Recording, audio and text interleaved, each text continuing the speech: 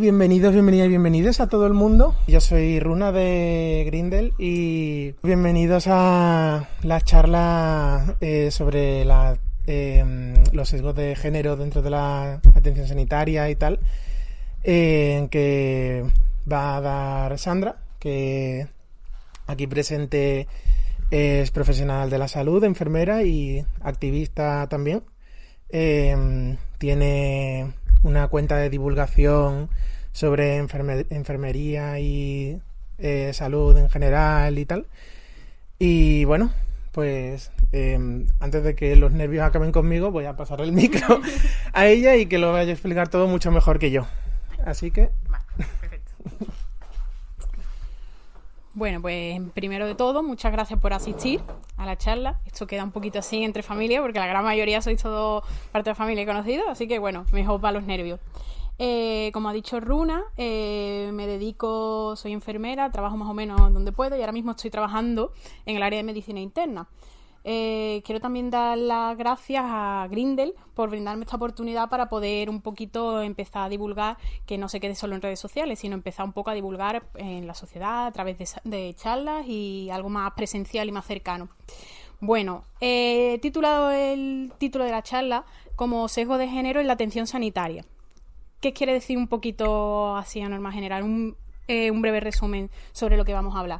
Bueno, pues nos voy a hablar un poquito de las desigualdades que sufrimos las mujeres en el momento en el que empezamos a acudir al sistema sanitario, que ya no solo empieza desde que nosotras acudimos muchísimo más tarde a muchos servicios de salud y tenemos nuestro primer contacto, sino como el retraso que se va a sufrir por parte de la atención sanitaria, evidentemente todo por sesgo y estereotipos que se nos han ido ligando a la mujer desde hace muchos años, ¿vale? Entonces vamos a empezar un poquito y vamos a empezar con algo simple, ¿vale? Que es un poquito la definición de qué es el sesgo de género. Bueno, pues se refiere a un concepto en el que indica que son las desigualdades y discriminaciones que afectan a los pacientes de diferentes géneros, especialmente a mujeres, en la calidad y tipo de atención médica que reciben.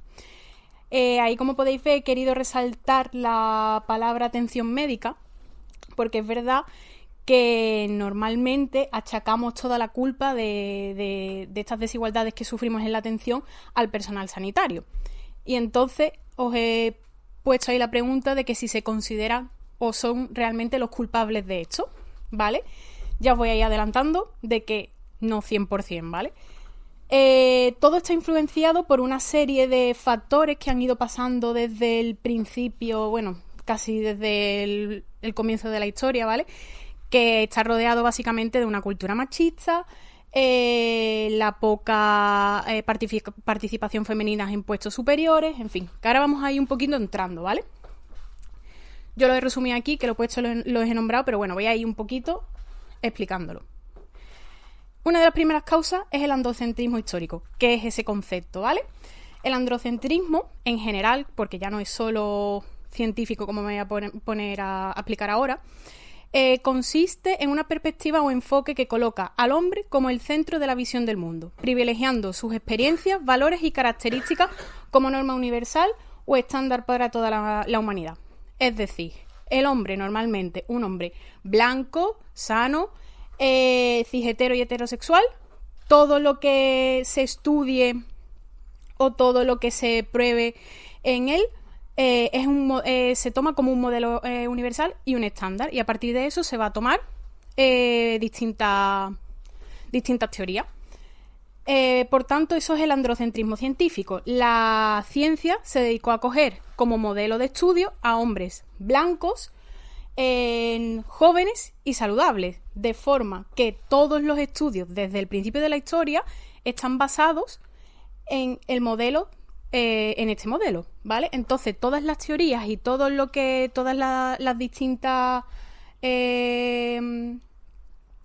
teorías que se fueron sacando fueron a raíz de eso y se extrapolaron a los sujetos femeninos, ¿vale? Ellos decían que consideraban que los efectos hormonales, que era lo que ellos llaman unas pequeñas diferencias entre ambos sexos, les estropeaba los estudios y entonces se centraban simplemente en el estudio del hombre y extrapolaban los resultados a las mujeres. Evidentemente, eso es un error bastante... una cagada, vamos a decirlo así, ¿vale? Exacto, vamos a llamarlo como una... Exacto. ¿Qué pasa? Eso llevó a una subrepresentación femenina en la investigación médica y en los ensayos médicos. Se empezaron a hacer muchísimos ensayos médicos y muchísima investigación donde la presencia de mujer era nula e incluso escasa. Y dependiendo de las teorías y de los resultados que se sacaran, se aplicaban a las mujeres, ¿vale? De ahí sale un poquito el término que he buscado aquí, que es el síndrome de Yen, que es un concepto que se utiliza para describir la desigualdad de género en el ámbito médico en el que las mujeres son sistemáticamente infradiagnosticadas o mal diagnosticadas. Señala cómo las expectativas de género y los prejuicios pueden influir negativamente en el diagnóstico y tratamiento de las mujeres en la medicina. Un ejemplo muy claro, que a día de hoy es una vergüenza para todo el campo de la investigación y toda la medicina, es el caso de la talidomida. ¿Os suena? Bueno, pues el caso de la talidomida, exacto, fue en la década de los 60, o sea que no es muy atrás en la historia, básicamente son unos 60 años para atrás, ¿vale? La talidomida fue un fármaco que fue un boom en la época porque era un fármaco que se utilizaba sobre todo para las náuseas en mujeres embarazadas. Se les ocurrió dar ese medicamento a mujeres embarazadas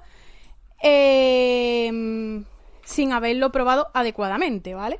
¿Qué pasó? Que a partir del año 1960 empezaron a aparecer pues graves casos de malformaciones en recién nacidos, con una afectación que es lo que se conoce como focomegalia, ¿vale? Que son las malformaciones en las que hay ausencia de miembros o miembros, normalmente extremidades superiores e inferiores cortas y que están muy pegaditas al cuerpo. Evidentemente hay una cantidad de gente afectada, de hecho se calcula que hay entre 10.000 y 20.000 casos mundialmente. Y he estado un poco buscando y los casos en España creo que llegaban a 200, 300 y solo a día de hoy se habían indemnizado a 20 personas. O sea, el resto a día de hoy todavía no está resuelto. Es que... sobre todo en Alemania, pero aquí en España... Claro, no, aquí en España no... Vamos, de hecho hay una asociación de afectados por la talidomida. ¿Por qué pasó esto? Pues primero, no se evaluaron los efectos en animales preñados y tampoco en las distintas etapas embrionarias.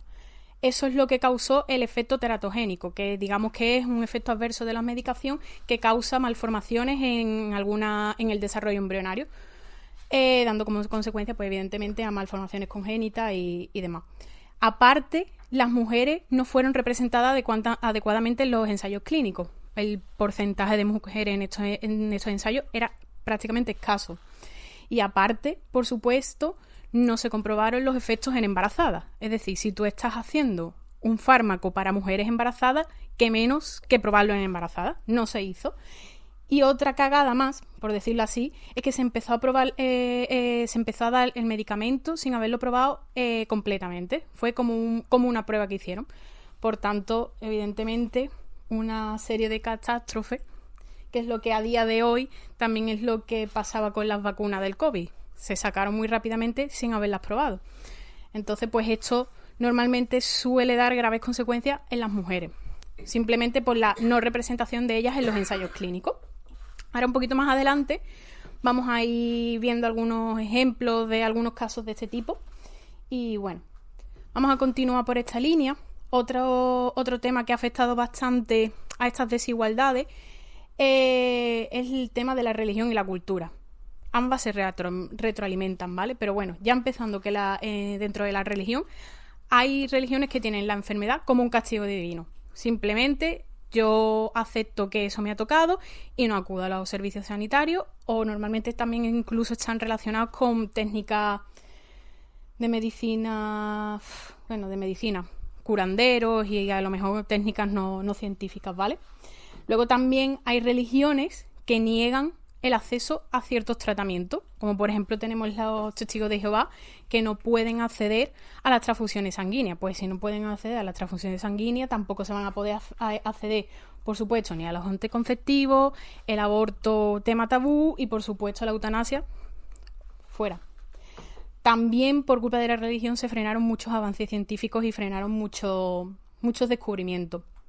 Y también algunas religiones creen que las mujeres y las minorías son cuerpos impuros, por tanto, tampoco se tienen en cuenta. Respecto a la cultura, uno de los principales motivos, y que creo que es el principal problema que se enfrentan las mujeres, es que normalmente las mujeres asumimos el rol de cuidadoras, de responsables, tanto de las tareas domésticas como del cuidado, ya sea de hijos, de tus padres, de lo que sea, ¿vale? ¿Qué pasa? Que cogemos y nos dejamos nuestra propia salud como secundario, ¿vale? No es el primer problema principal, por tanto no accedemos cuando tenemos que acceder a los recursos sanitarios.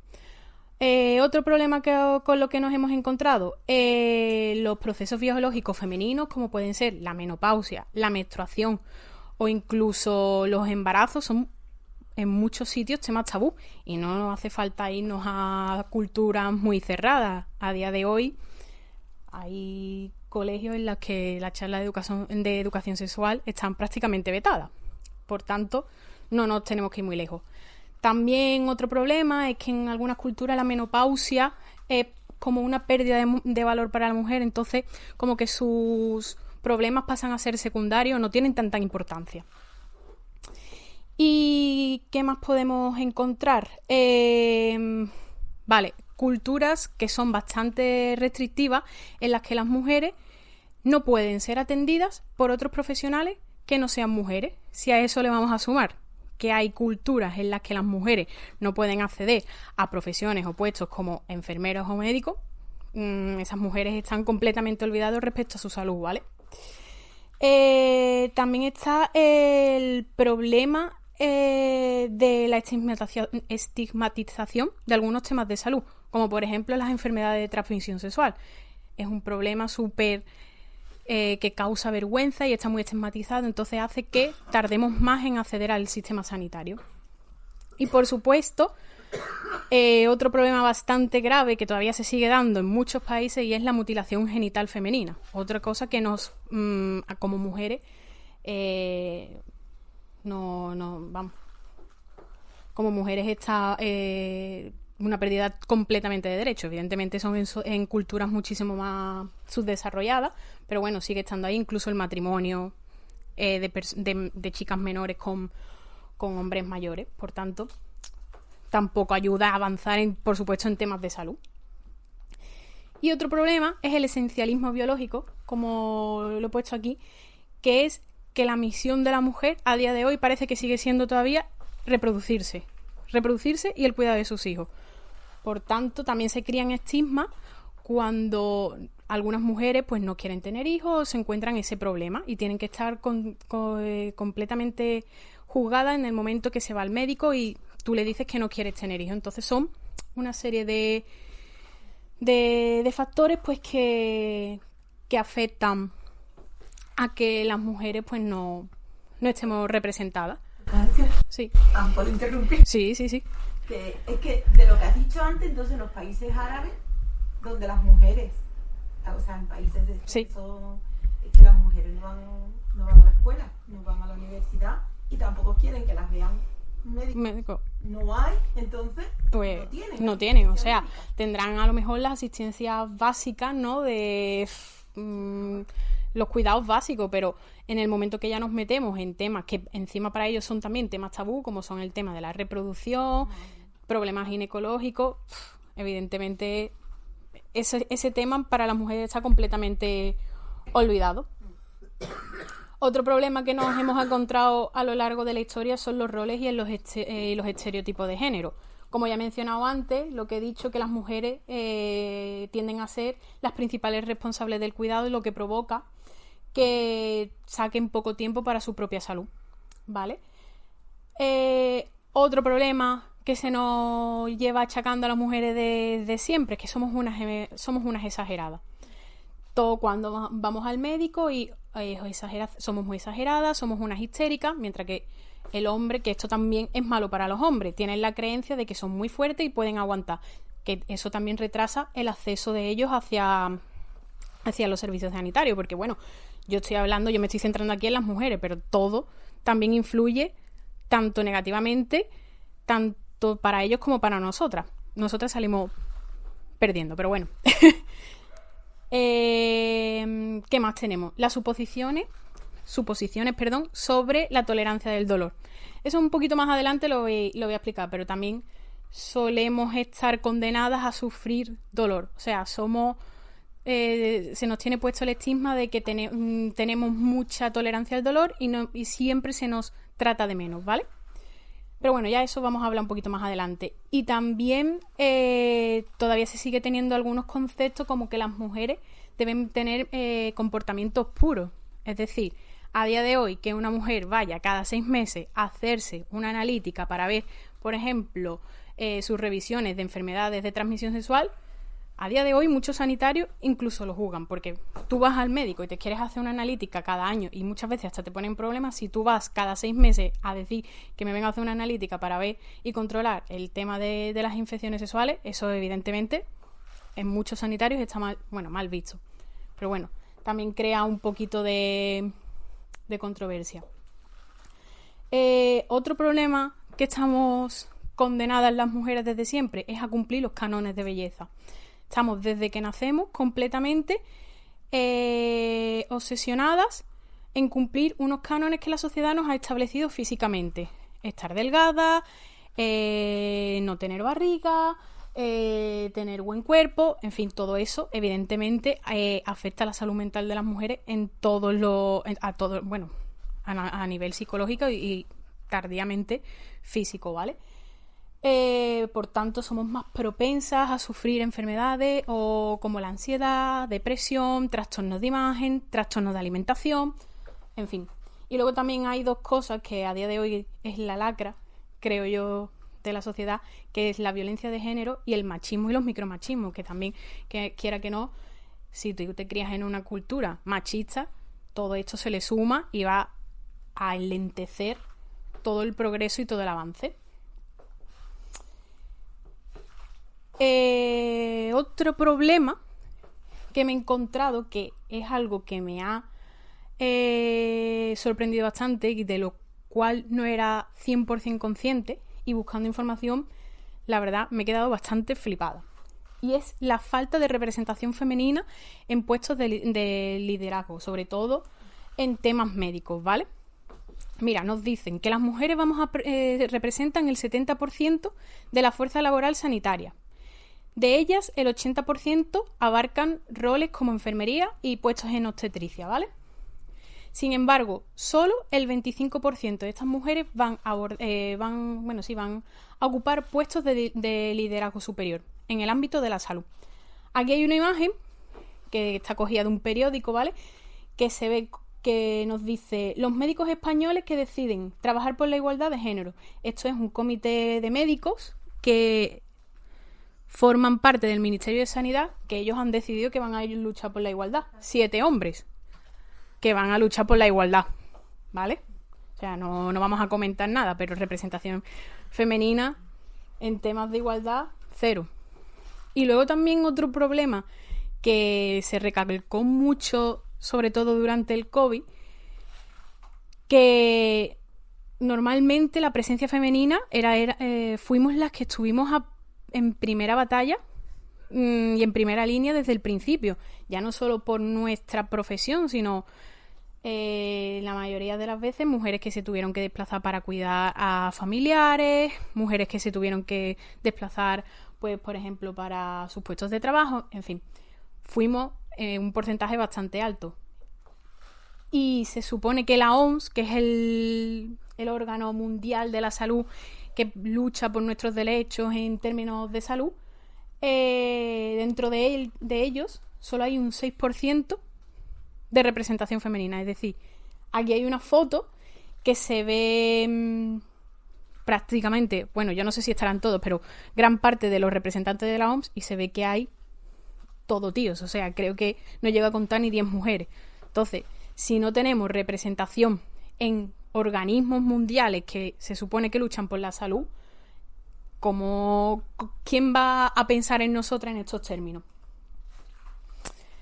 Bueno, aquí hay una tabla que es un coñazo verlo, porque todo el tema de estadística hay que echarle un ratito y gana, pero yo os lo resumí un poquito, ¿vale?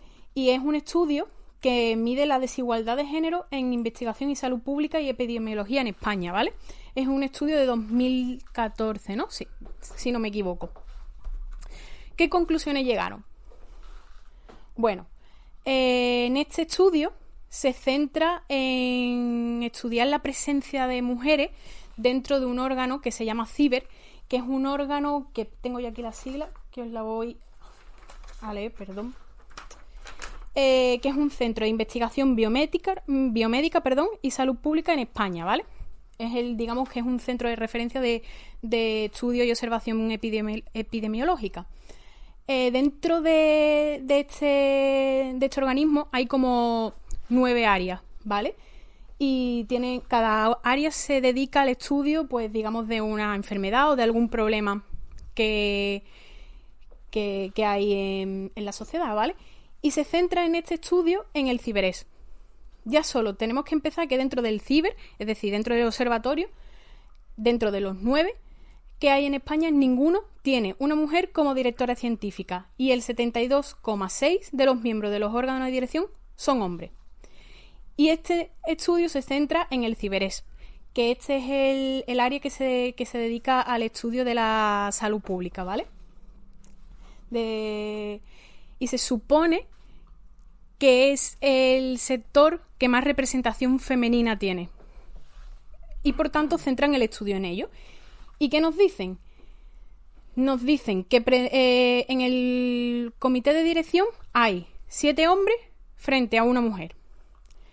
Entre los responsables del grupo de investigación, el 71% son hombres. Y dentro del personal investigador contratado, el 72,3% son hombres. O sea, se supone que este es el área que mayor representación femenina tiene. Si los estudios, y que se supone que es de donde se saca la base del conocimiento, la representación femenina no está, ¿quién estudia y quién se va a preocupar de luchar y investigar problemas que nos atañen a nosotras? ¿Vale? Dentro de esto también estudian las desigualdades de género dentro de la financiación de algunos proyectos, ¿vale? De investigación y salud pública. Y nos dicen que la mayoría de los proyectos que solicitan financiación son proyectos liderados por mujeres, pero que muy poquitos son financiados y que los poquitos que logran ser financiados nos dicen que los proyectos dirigidos por hombres van a tener un porcentaje de éxito mayor en comparación a los liderados por mujeres, un 37,6% frente a un 31,7%. Por tanto, representación femenina, 0. A nivel ya no solo social, cultural, política, sino ya a nivel de ciencia.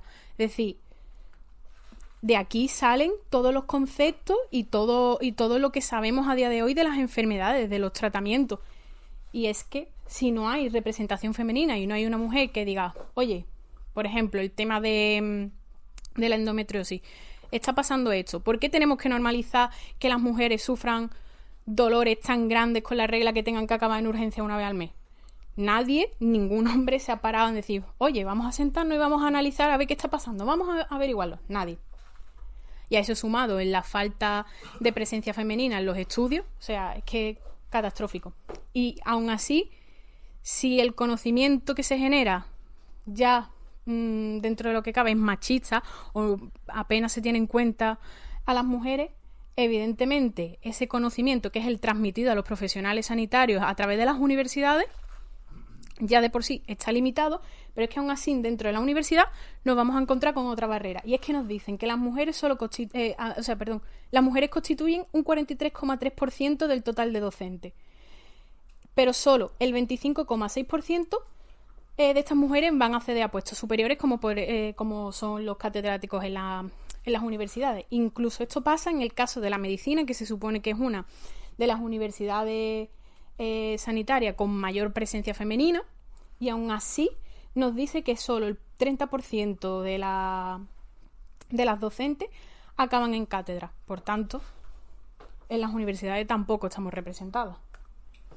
Y esto evidentemente va a provocar que se creen y se formen profesionales que no están actualizados, y en cierta manera yo tampoco achacaría toda la culpa a ellos, porque si a ti en la universidad te enseñan que los síntomas de un infarto son tal, tal, tal y tal, y no se paran o te dicen de pasada, bueno, en la mujer puede ser distinto. Un profesional sanitario que ha estudiado y tal, hasta que no está 100% metido en la asistencia sanitaria y se encuentra 3 o 4 casos iguales, no va a saber diferenciarlo, ¿vale? Y bueno, este es un poquito el primer bloque. ¿Cómo vais? ¿Bien? Vale. Ahora vamos a entrar en el bloque un poco principal, ¿vale? Donde me voy a parar a hablar de estas diferencias y esos sesgos que nos encontramos día a día en algunas enfermedades y en algunos síndromes, ¿vale?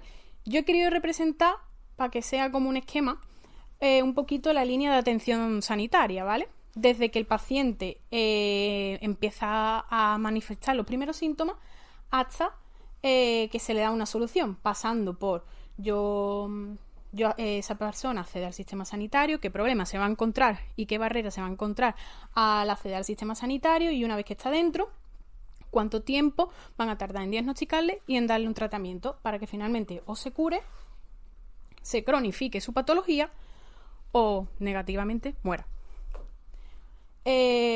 Porque os voy a decir una cosa, la poca presencia y la falta de información de mujeres en estudios de investigación a día de hoy provocan muchas muertes, simplemente por no tener una solución, ni un diagnóstico, ni tener financiación para investigar muchas enfermedades, ¿vale? Dentro de todos estos pasos a seguir, no toda la culpa la va a tener dentro de ese retraso del diagnóstico, y dentro del retraso de esa atención la va a tener solo el personal sanitario. Digamos que, de cierta manera, también también puede provocar un retraso por parte del paciente. Simplemente el no saber, me está dando un infarto. Yo como mujer no soy consciente de que me duele la espalda y esto puede ser un infarto, ¿vale? Entonces vamos a centrarnos un poquito poco a poco. He unido los dos primeros, que es la demanda sanitaria y el acceso a la atención sanitaria, que es un poquito similar, ¿vale? Y van ligados. Bueno, para empezar, en general se ha observado que las mujeres tardan muchísimo más tiempo en acceder y en recurrir a los sistemas sanitarios.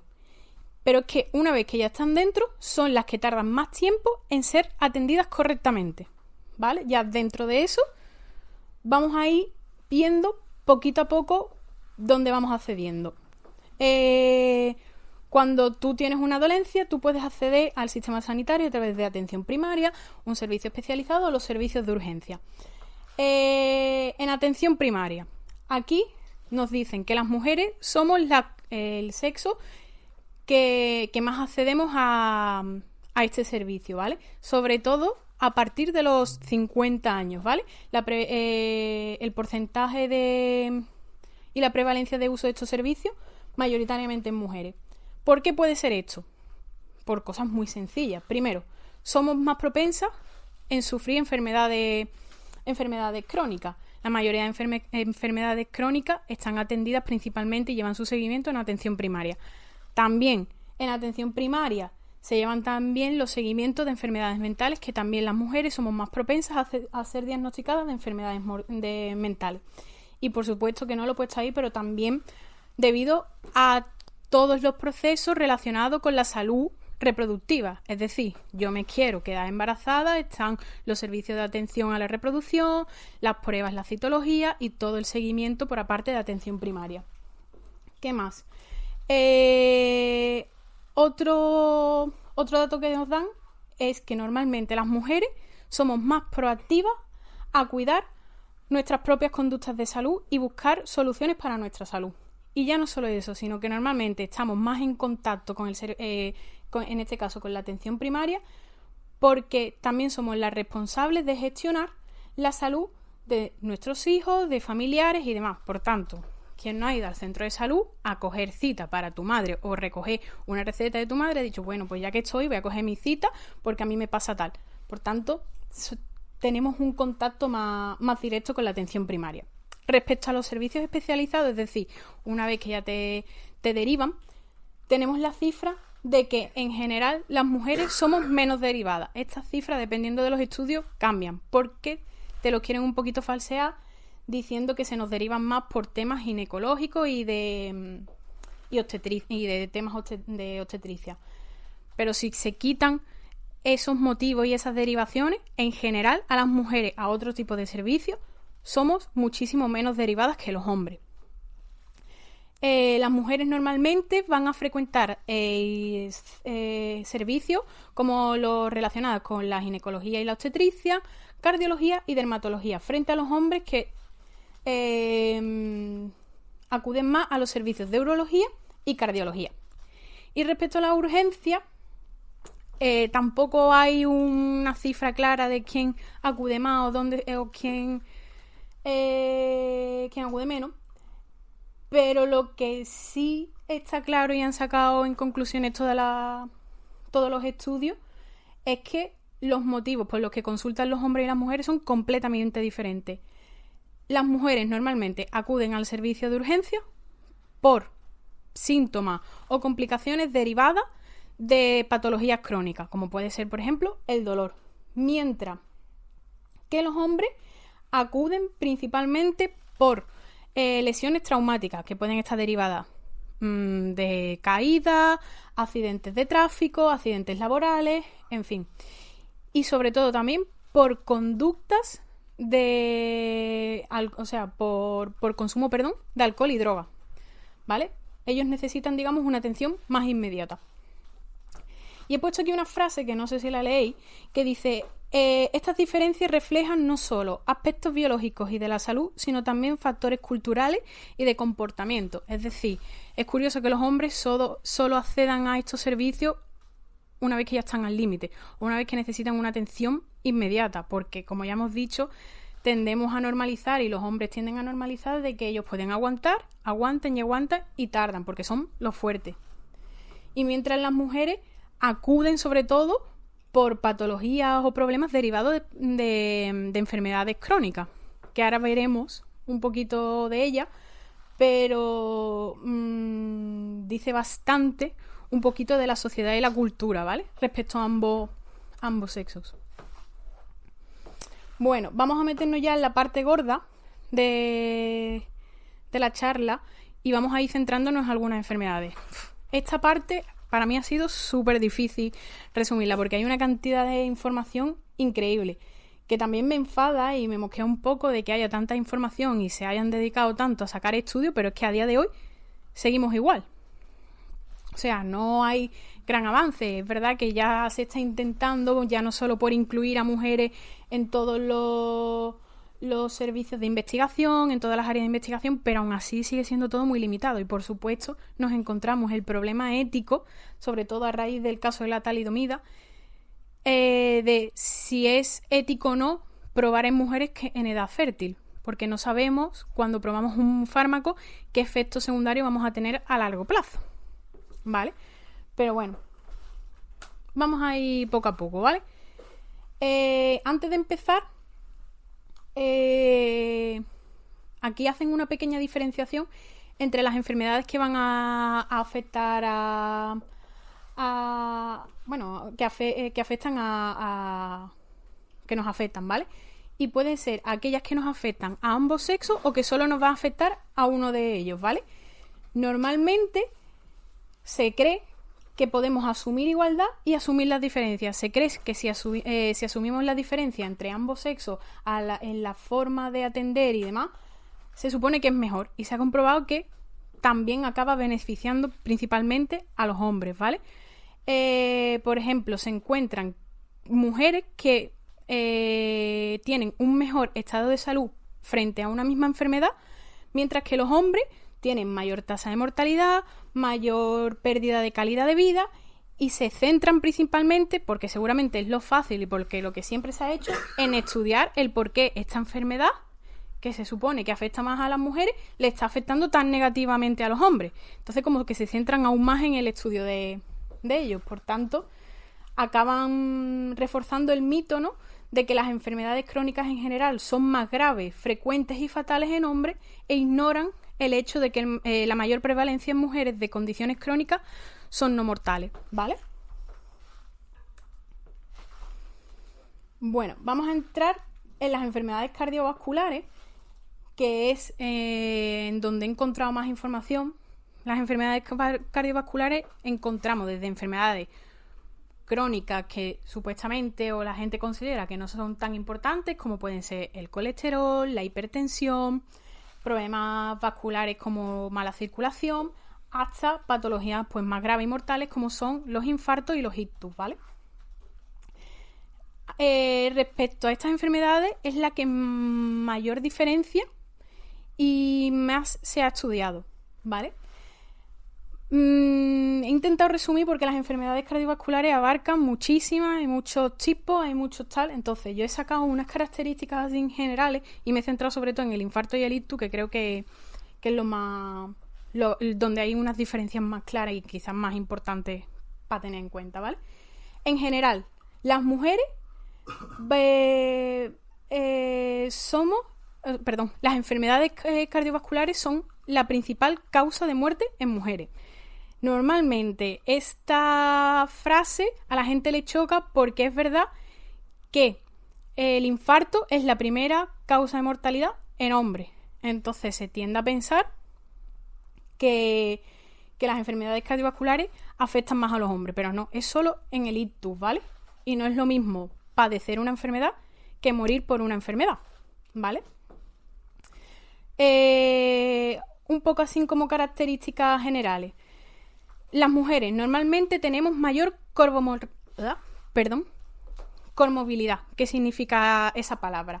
Significa que se pueden dar, aparte de esa patología, varias patologías subyacentes o complementarias que hacen que esa enfermedad se agrave. Es decir, yo puedo tener mala circulación, pero aparte tengo hipertensión, tengo colesterol y soy una persona obesa, ¿vale? Entonces, normalmente las mujeres tenemos más comorbilidad.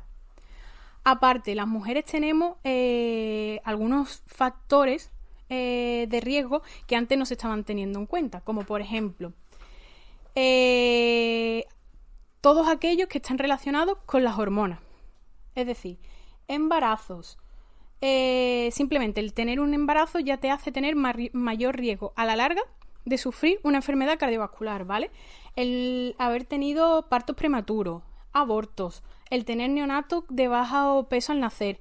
Ya no solo eso, sino haber tomado anticonceptivos, haber tomado hormonas o de tratamiento hormonal sustitutivo.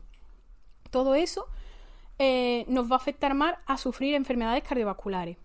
Normalmente las enfermedades cardiovasculares en las mujeres tienden a cronificar, mientras que en los hombres suelen tener un resultado más súbito, lo que tienden a morir más por enfermedades cardiovasculares, mientras que nosotros no tanto, pero se nos cronifican las enfermedades o morimos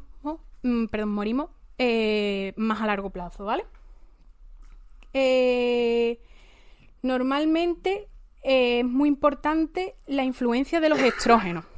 Los estrógenos en las mujeres, que en mujeres antes de sufrir la menopausia nos sirven como factores protectores. Es decir, mientras que tengamos estrógeno o nuestros niveles de estrógeno bien, vamos a tener menor riesgo de padecer enfermedades cardiovasculares.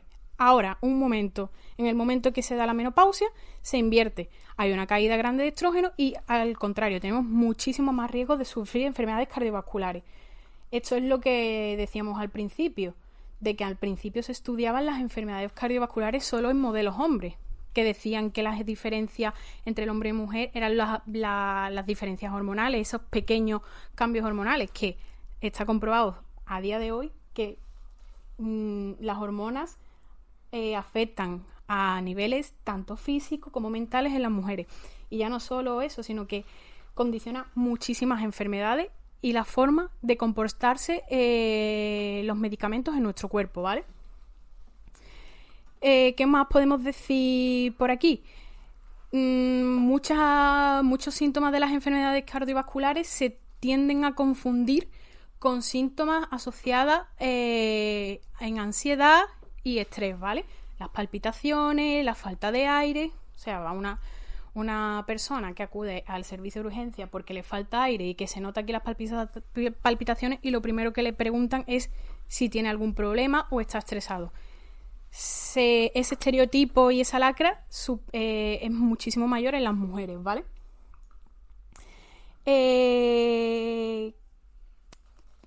Y luego también las mujeres tenemos menos esfuerzos diagnósticos y terapéuticos, ¿vale? Que eso vamos a explicarlo, lo voy a explicar un poquito más detallado. Esto es un estudio que salió publicado en la revista de England Journal Medicine, que se supone que es una revista médica bastante importante, en la que se observó el número de angiografías y revascularizaciones que se hacían en el hospital, en este caso en Massachusetts. La angiografía es un método diagnóstico de muchas enfermedades cardiovasculares, que es el que conocemos de los cateterismos, que meten una camarita para ir viendo los vasos, ¿vale? Si hay alguna obstrucción a algún nivel de vasos, desde periférico hasta llegar al corazón, ¿vale? Y la revascularización es un método terapéutico que se usa sobre todo en caso de que haya algún trombo, destruirlo y quitarlo, ¿vale? O si hay algún estrechamiento de algún vaso, abrirlo, que es, por ejemplo, la colocación de los stents, ¿vale? Pues se observó que a pesar de que las enfermedades cardiovasculares sean más prevalentes en mujeres, este tipo de pruebas se realizaran muchísimo más en hombres que en mujeres. Es decir, las mujeres estamos infradiagnosticadas e infratratadas en muchas de estas enfermedades, ¿vale? Y ya no solo eso, sino que dentro de todo de los trasplantes que se hacían de corazón, solo el 25% se realizaban a mujeres. O sea, que es bastante curioso ver cómo, a pesar de ser una enfermedad bastante frecuente en mujeres, su tratamiento sea superior en hombres. Y también se ha demostrado de que en las mujeres los efectos secundarios en los tratamientos farmacológicos son muchísimo mayores, ¿vale? Que es otra cosa a tener en cuenta. Vamos a centrarnos un poco en el tema de los infartos, ¿vale? Los infartos, los síntomas que se han explicado y que yo creo que todo el mundo conocemos son los síntomas que están asociados a los hombres, ¿vale? Que sería el dolor o la opresión en el pecho, la falta de aire, la sudoración, incluso a veces ese dolor que va irradiado hacia el brazo izquierdo. ¿Qué pasa? Que en las mujeres no siempre es así. Puede haber mujeres que tengan esos síntomas, seguramente, pero hay muchos casos en los que esto no es así. De hecho, la mayoría de infartos silientes, es decir, aquellos infartos donde no te das cuenta que te está dando, está provocado en mujeres. Digamos que los síntomas de las mujeres son mucho más inespecíficos y se pueden confundir con síntomas de otra enfermedad, como por ejemplo puede ser la fatiga extrema. La fatiga extrema es del cansancio, ¿vale? Que aquí tenemos la costumbre de decir fatiga a la gana de vomitar, pero fatiga es el cansancio extremo, ¿vale? También dolor en la parte superior abdominal, pero también hay algunos estudios que dicen que también se irradia hacia la espalda y también a veces hacia la mandíbula. Pero bueno, y también la falta de aire, ¿vale? La disnea. Como ya hemos comentado antes, en general, los infartos suelen sufrirse más en las mujeres una vez pasada la menopausia por la pérdida de estrógeno, ¿vale? Y en los hombres suele ser en edades más tempranas. Y normalmente la mayor tasa de mortalidad es en hombres. ¿Qué pasa? Que en aquellos hombres que sobreviven a un infarto, respecto a las mujeres tienen una probabilidad muchísimo más alta de morir a largo plazo. Es decir, no muero ahora, pero o por una complicación del infarto o por otra enfermedad cardiovascular voy a morir un poco más tarde, mientras que los hombres no pasa eso. Y lo que he comentado, la falta de síntomas claros y específicos en las mujeres va a retrasar evidentemente el diagnóstico de esto y por tanto retrata también el acceso a ciertos tratamientos. Bueno, yo creo que todos sabéis que los primeros minutos dentro de un infarto son clave, ¿vale? Y saber realizar una RCP a tiempo está comprobado que salva vida, ¿vale? Respecto a los ictus, pasa más o menos algo parecido, ¿vale? En el caso de los ictus, el tiempo de respuesta es de 1 hora, desde que comienzan los síntomas hasta que se llega y se va a tratar, solo puede pasar 1 hora, ¿vale? Si no, se pierden muchas probabilidades de tratamiento, ¿vale? Como pueden ser la destrucción de trombo y las intervenciones quirúrgicas, ¿vale? Aquí pasa igual que en los infartos. La sintomatología de las mujeres no es tan conocida y no es tan llamativa como en la de los hombres.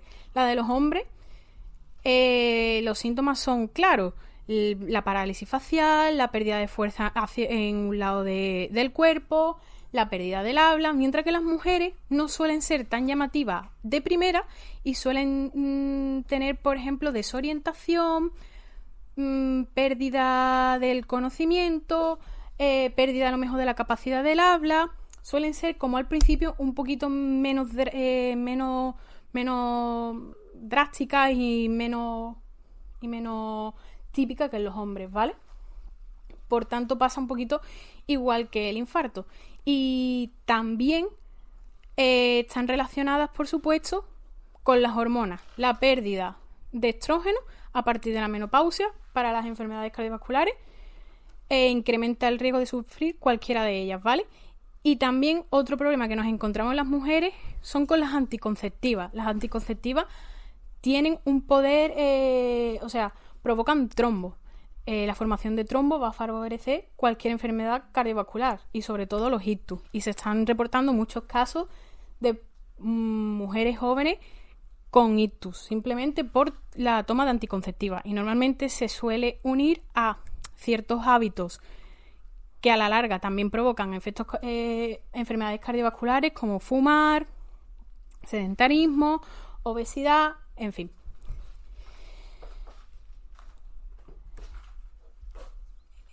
Respecto al tratamiento del ictus, ya un poquito lo he comentado anteriormente, pero al ser los síntomas menos específicos en las mujeres, vamos a tener menos probabilidad de tener un tratamiento óptimo y adecuado, como son la trombolisis o la cirugía. Aparte de todo esto, también hay cifras que nos indican que a pesar de sufrir un trombo, las mujeres somos menos propensas a ingresar en unidades especiales de ictus y recibir tratamientos preventivos como tratamientos profilácticos de la trombosis venosa profunda después de las 48 horas. ¿Qué pasa? Una vez que te da cualquier ictus o cualquier enfermedad cardiovascular, te suelen anticoagular o antiagregar. Normalmente se suele antiagregar o anticoagular con la aspirina y la warfarina. A pesar de ser los tratamientos preventivos para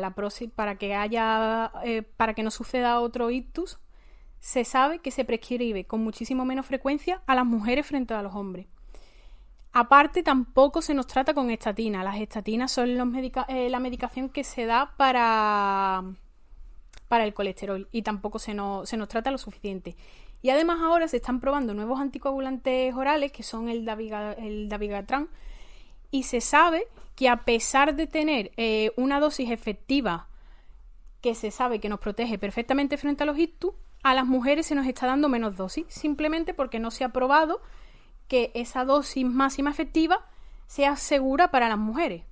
No han cogido una muestra representativa de mujeres con patología y han probado qué efectos pueden tener. Entonces, ante la duda, bajamos la dosis. Y con eso pasa en muchísimos tratamientos farmacológicos.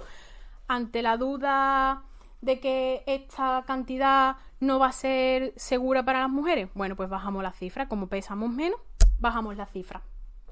Perdona, Sandra, a ver si lo he entendido yo bien. Que por el hecho de ser mujer no te prescriben medicación ni tratamiento ni nada como al hombre. Sí. En muchísimas enfermedades. en muchísimos tratamientos. En esto del ictus en concreto, o sea, saben que es un ictus, pero dicen, bueno, esto... Utilizan otros tipos de antiagregantes. Si se sabe que la aspirina y, por ejemplo, la warfarina son las más adecuadas y las que más se usan, intentan anticoagularte con otro tipo de tratamiento, a pesar de que estos sean los más eficaces. No vaya a ser que nos pasemos. Exacto. Es que no hay estudios de que se sepan. Exacto. Porque no hay estudios donde hay una representación femenina real. Claro. Es decir, ante la duda, se puede hacer un estudio en el que se ha cogido de muestra a lo mejor a 200 hombres frente a 10 mujeres. De ahí se sacan unos resultados y evidentemente... Pero eso es a nivel mundial o no más que en todo el mundo. Esto pasa en todo el mundo. No es cosa de España. ¿Las pruebas primero no se hacen con animales? Aparte. Pero una vez que se pasan los test en los animales, se empiezan a probar en humanos. Y normalmente siempre se prueba en humanos, hombres y sanos. Y blancos. Y blancos. O sea que ya otra raza. Latino. Hombre, se supone que ahora se está intentando que todas las investigaciones haya una buena representación. Porque, por ejemplo, las anticonceptivas, si están probadas en mujeres, también hay hombres en los estudios, por cierto, pero si están probadas en mujeres, pero son mujeres sanas y jóvenes.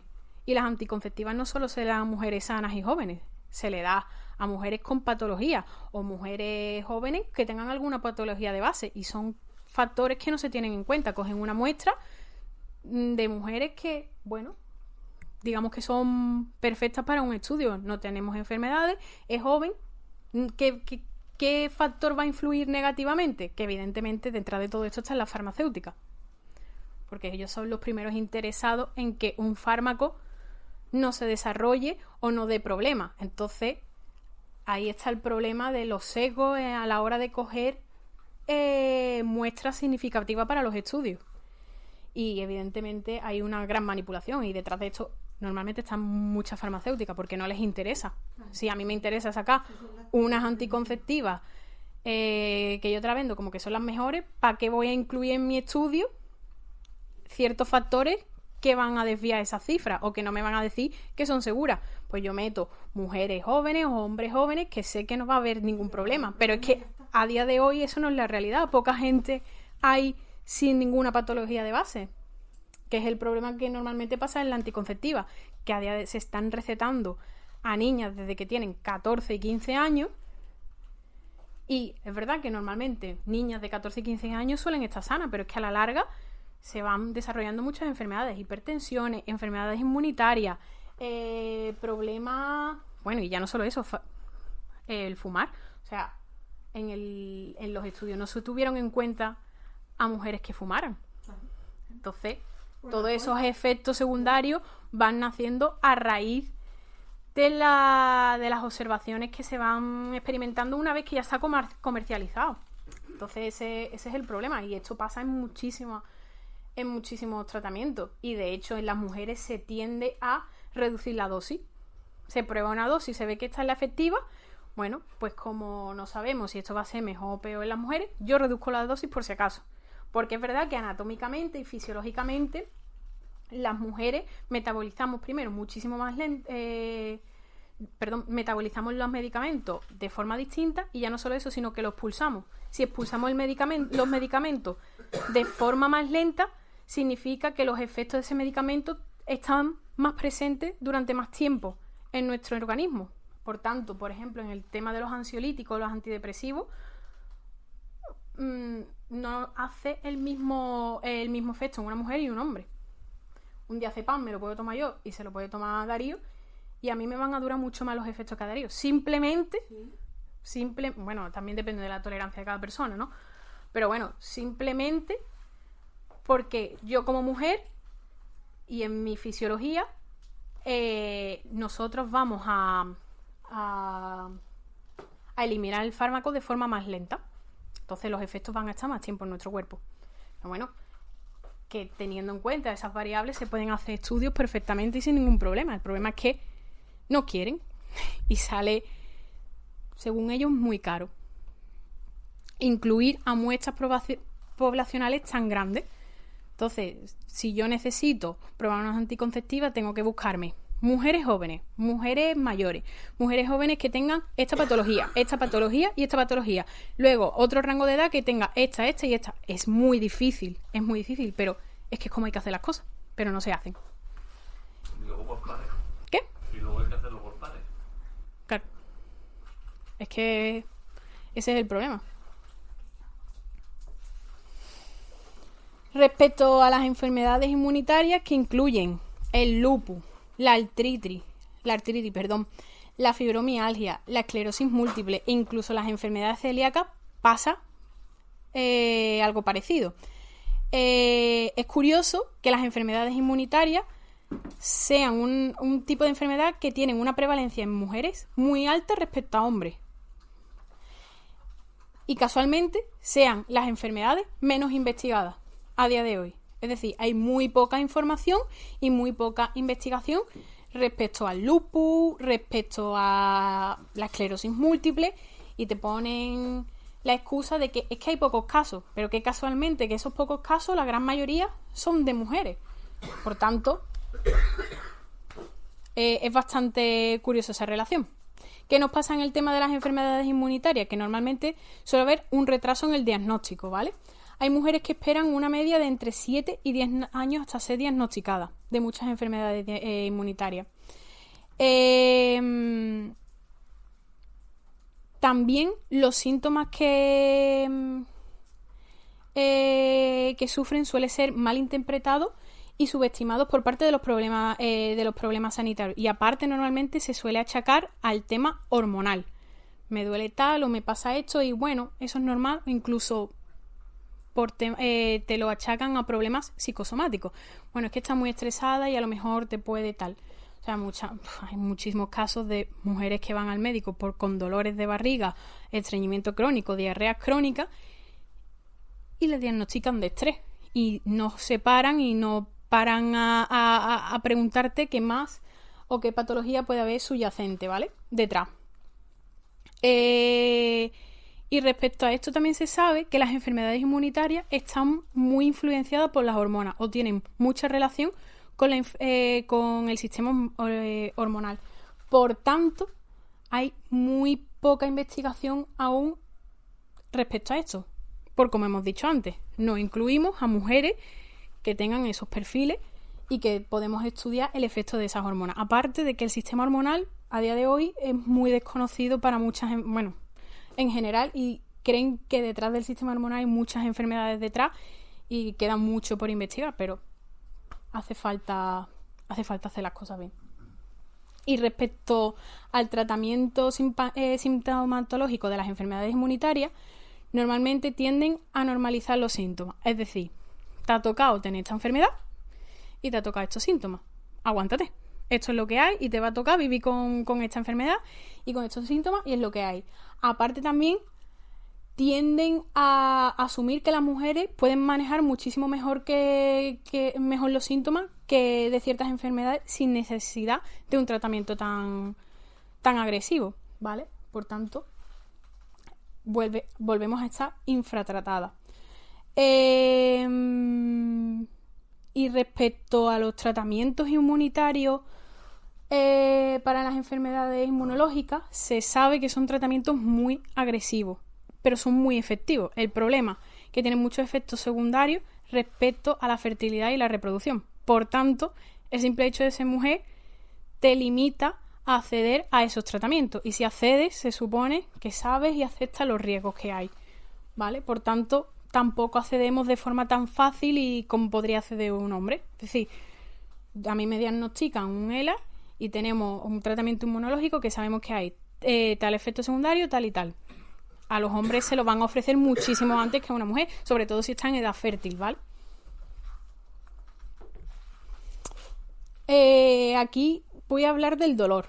El dolor como tal no es una enfermedad, pero es un síntoma que normalmente va muy asociado a enfermedades crónicas, ¿vale? Y, por ejemplo, enfermedades inmunitarias como el lupus. Respecto al dolor, me parece curioso que buscando información he encontrado que las mujeres normalmente tienden a achacar que sea por problemas emocionales y que somos muy hipersensibles al dolor, es decir, somos muy exageradas, no nos puede doler tanto. Pero por otro lado, también se nos achaca la condición de que vamos a aguantar muchísimo mejor el dolor. Entonces, ¿en qué quedamos? ¿Nos duele mucho? ¿O es que no hace falta tratarte tanto porque tú aguantas muy bien el dolor? Entonces tampoco se ponen claros. Al final es juzgarnos a nosotras siempre, ¿vale? Es que es así.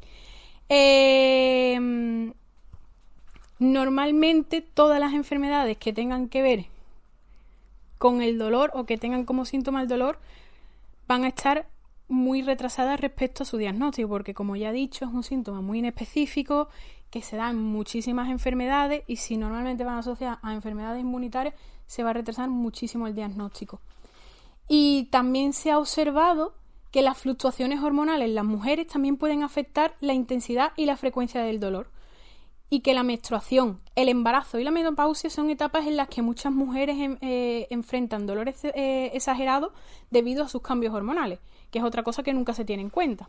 De hecho, hoy por la mañana, entre ayer y hoy, pregunté por redes sociales a ver si alguien me podía dar algunos ejemplos donde ellos hubieran sentido que se habían visto tratados de forma desigual siendo mujeres, digamos, en el sistema sanitario. Y una chavala me comentó que su problema había estado relacionado con el dolor de la regla. Es decir, ella empezó a tener unos dolores abdominales muy grandes, y cuando acudió al servicio de urgencia le empezaron a hacer la anamnesis y las preguntas, y dio la casualidad que le preguntaron en qué fase del ciclo estaba, y en ese momento estaba menstruando, y le achacaron simplemente que ese dolor abdominal era por la menstruación, cosa que evidentemente no era así porque tenía una peritonitis. Por tanto, es que es bastante grave, y en estos problemas no suelen ser tan graves, pero cuando te llevas tantas veces acudiendo al sistema sanitario por lo mismo, es que normalmente la gente tiende a no ir y a aguantar y aguantar y aguantar, y nunca se sabe qué hay detrás de un síntoma. Y he puesto ahí una carita de sorpresa porque, que es lo que hemos comentado antes, que respecto al tratamiento del dolor normalmente se utilizan analgésicos fuertes y opioides, que digamos que son los medicamentos que están en la escala de fármaco en el nivel superior, ¿vale? Bueno, pues se nos dice que las mujeres estamos limitadas a recibir tratamiento con opioides o tratamientos de analgésicos fuertes en comparación a los hombres, incluso en situaciones donde el dolor es igual de grave y severo. Por lo que he dicho antes, los analgésicos también tienen en las mujeres una forma de ser eliminados muchísimo más lenta. Por tanto, para no pillarse los dedos, mejor no lo damos. O no son tan seguros. Y tampoco nos da por investigar. O por coger una muestra de población de mujeres. Respecto a las enfermedades infecciosas, hay millones.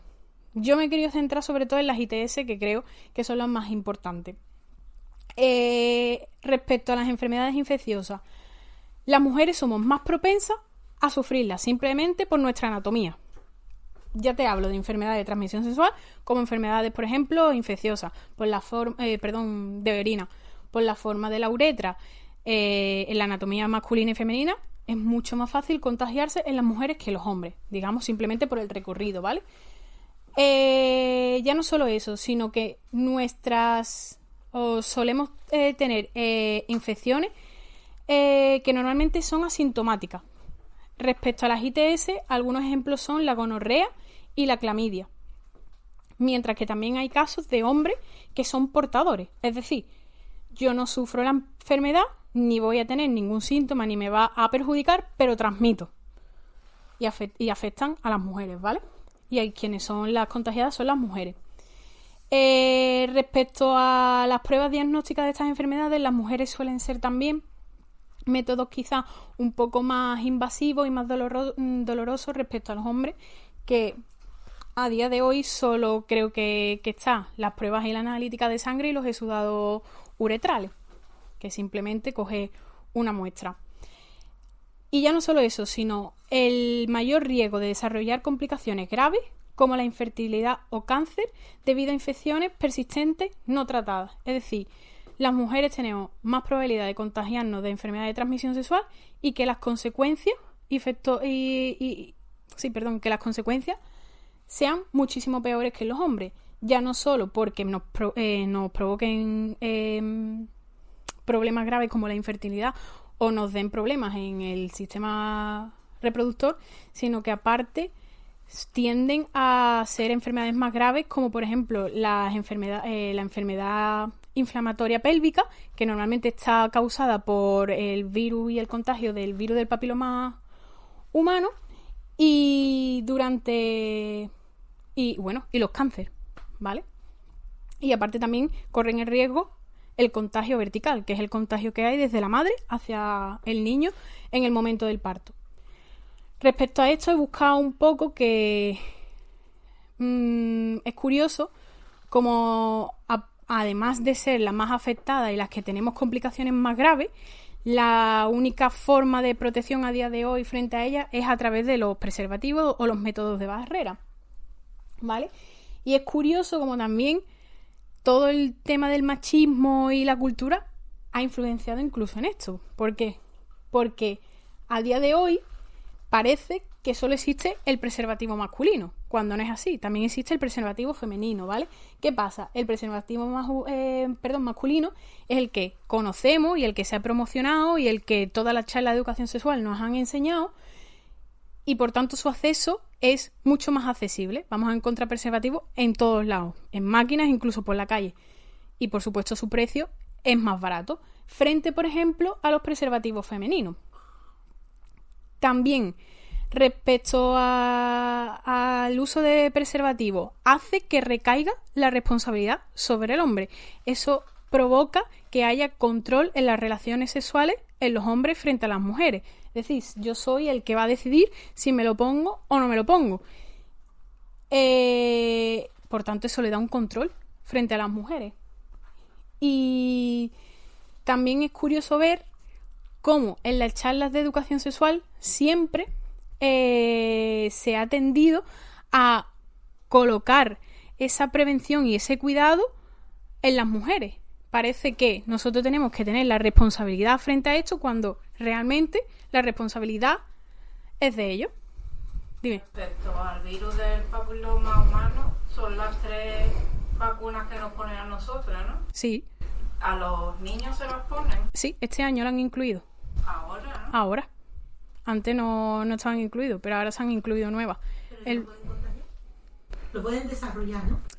Claro, o sea, se ha descubierto que está habiendo complicaciones. O sea, antes solo parecía que afectaba a las mujeres, pero también hay problemas, se está dando problemas en los hombres. Entonces se ha incluido en el calendario vacunal. Las mujeres estábamos protegidas con la vacunación, mientras que los hombres no. Por tanto, eran portadores. Para que una forma que no sean portadores también es vacunarlos. ¿Vale? Pero vamos, que eso es relativamente no. Pero que la vacuna en sí solo no nos protege de eso. Hay que utilizar los métodos de barrera de igual forma, ¿vale?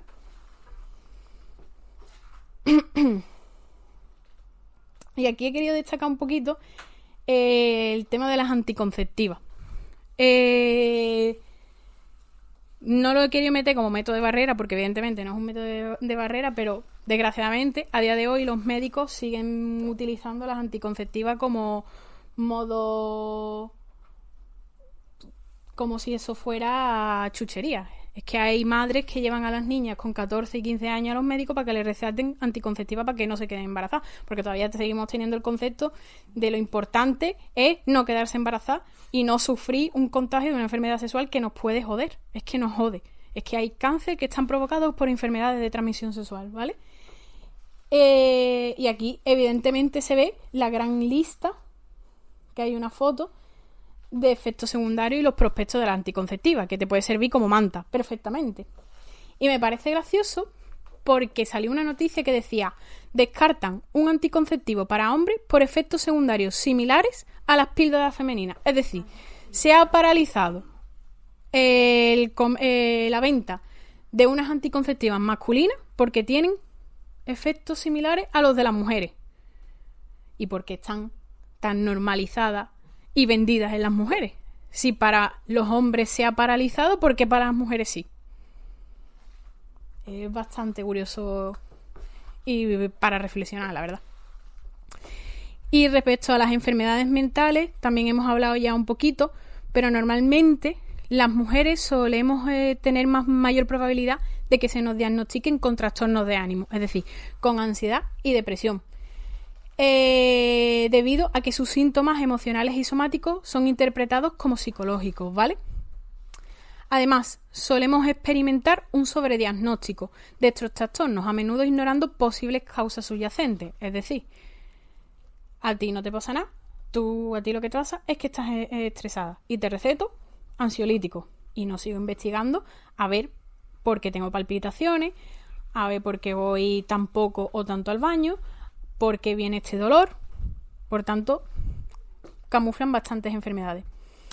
A veces también los síntomas que están relacionados con las enfermedades mentales lo achacan a los cambios a los cambios hormonales y a la personalidad de las personas. Es decir, tú lloras mucho, eso es porque seguro que estás con la regla o te tienes que poner con la regla o simplemente bueno, ese ejemplo.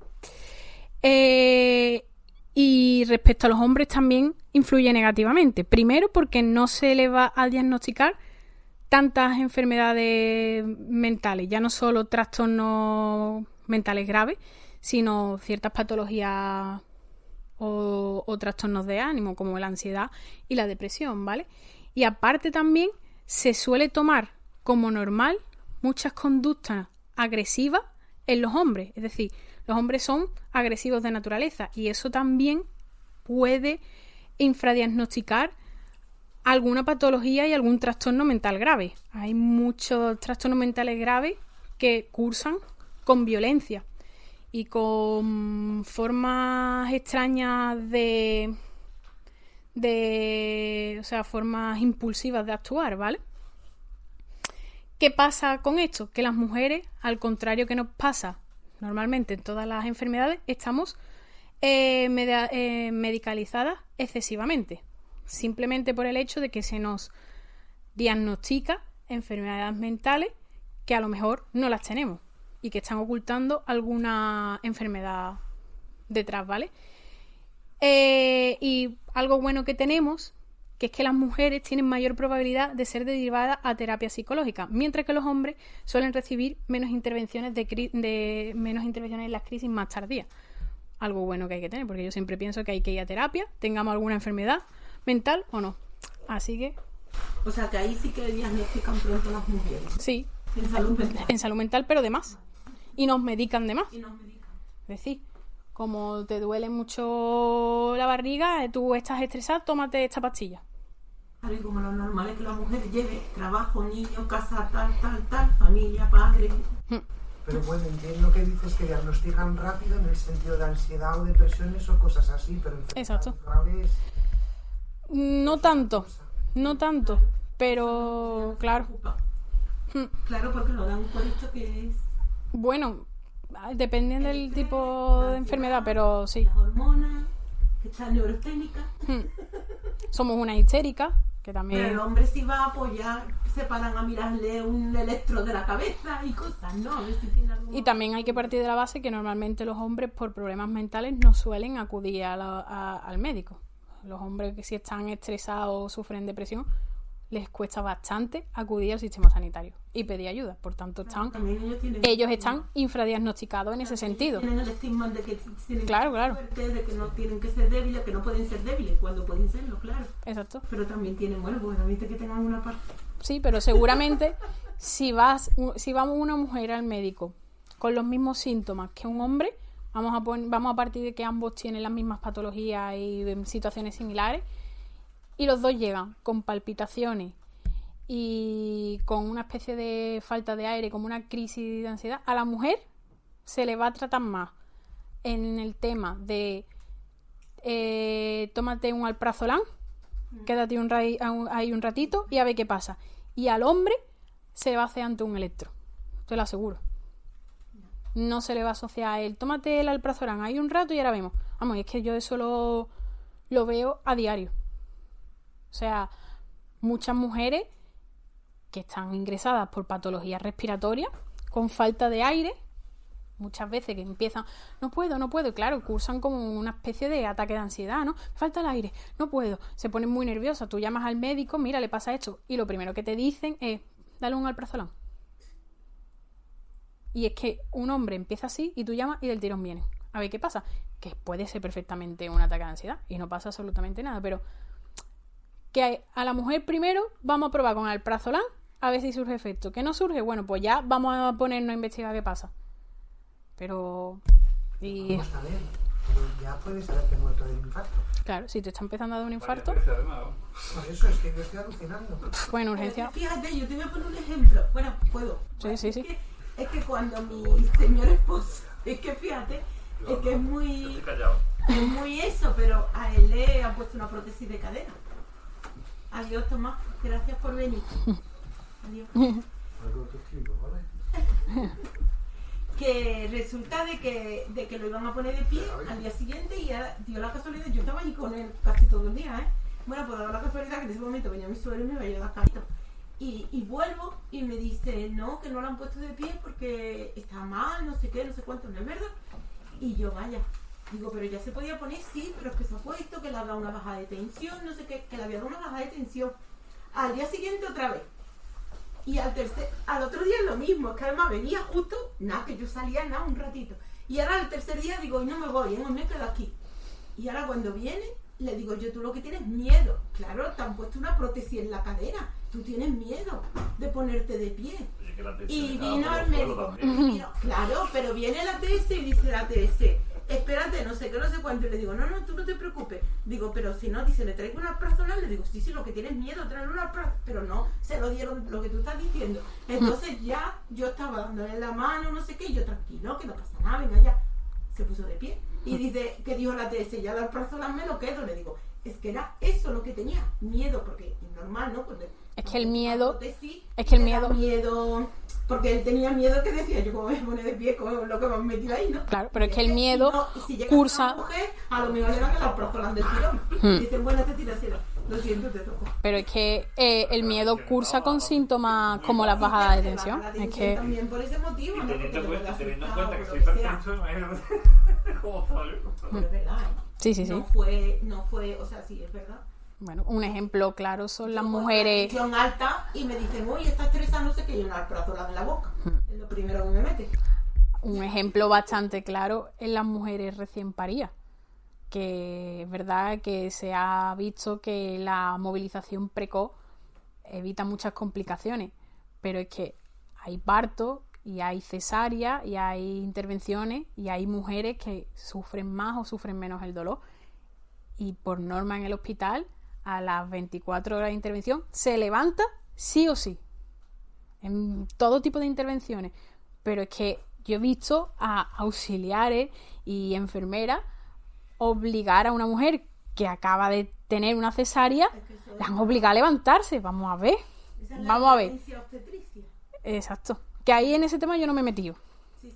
Pero porque es un tema que abarca bastante y normalmente los profesionales que están dedicados a todo este campo manejan muy bien. Y es verdad que este tipo de violencia las mujeres la hemos sufrido bastante desde siempre. Ya simplemente el hecho de quédate embarazada, que es como nuestro deber, nuestra obligación, eso. Si en el proceso pierdes el niño, no pasa nada. Eres joven todavía, puedes tener otro hijo. Se nos ha invalidado completamente los sentimientos de duelo y de pérdida, que aunque sea una gestación de 12 semanas, esas 12 semanas, coño, tú has estado pensando y es tu hijo, aunque no haya nacido, y perderlo, el duelo es igual de duro que si pierdes a tu hijo de 5 años. Es un duelo y hay que pasarlo, pero se infravalora y se visibiliza esos sentimientos. No pasa nada, eres joven. Ya dentro de nada tienes otro. Como si fuera, yo qué sé. Y bueno, ya aparte todo lo que es el parto, las técnicas y demás, ahora se están un poco más humanizando y se está intentando ser lo más humano y lo menos doloroso y demás.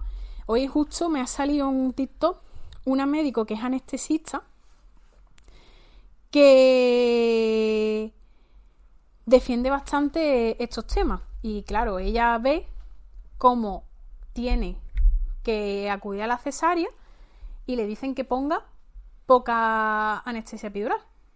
Y ya no solo eso, sino, vale, ella va a mandar, ella va a decidir qué se pone, pero luego en planta solo a las mujeres, después de hacerle una cesárea, se le medica con paracetamol y Norotec. Vamos a ver, te acaban de hacer una cesárea. Vale, te he puesto una epidural con X cantidad.